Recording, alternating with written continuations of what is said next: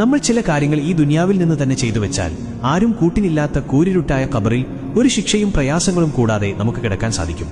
1. നിസ്കാരം അതിന്റെ ആദ്യ സമയത്ത് ബാങ്ക് കൊടുത്ത ഉടനെ നിസ്കരിക്കുന്നവർ.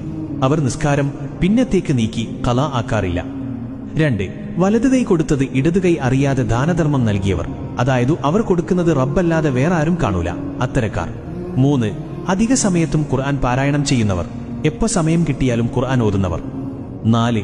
നബിയുടെ സുന്നത്തു ധാരാളം ചെയ്യുന്നവർ. 5. എന്നും മുൽക്ക് സൂറത്ത് പതിവാക്കുന്നവർ. 6. സജദ സൂറത്തും എന്നും പതിവാക്കിയവർ. 7. റബ്ബുമായി അലിഞ്ഞു ചേർന്നവർ. അവർക്ക് റബ്ബല്ലാതെ വേറെ ചിന്തയില്ലാത്തവർ. 8. മരണപ്പെടുന്നതിന് മുൻപ് ഇഖ്ലാസ് സൂറത്ത് ഓതി മരണപ്പെട്ടവർ. അപ്പോൾ ഓതാൻ കഴിയണമെങ്കിൽ ജീവിതത്തിൽ ഇത് ചൊല്ലൽ പതിവാക്കണം. നമ്മൾ ഇന്ന് ഇതുപോലെയുള്ളത് ചെയ്തു വെച്ചാൽ കൂട്ടുകാരും നാട്ടുകാരും വീട്ടുകാരും 3 പിടിമണ്ണ് വാരിയിട്ടു പോകുമ്പോൾ ഒറ്റക്കാവുന്ന ഒരു സമയം വരാനുണ്ട്.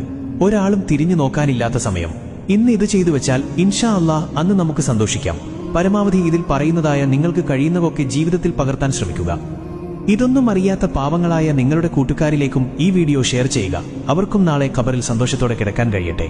നമ്മളൊരു അറിവ് മറ്റൊരാൾക്ക് എത്തിച്ചാൽ അവർ ചെയ്യുന്നതിന്റെ പ്രതിഫലവും നമുക്ക് ലഭിക്കും. അതുകൊണ്ട് നിങ്ങളുടെ കൂട്ടുകാരിലേക്ക് എത്തിച്ചു കൊടുക്കാം. ഇൻഷാ അല്ലാഹ്, അല്ലാഹു കബൂൽ ചെയ്യട്ടെ.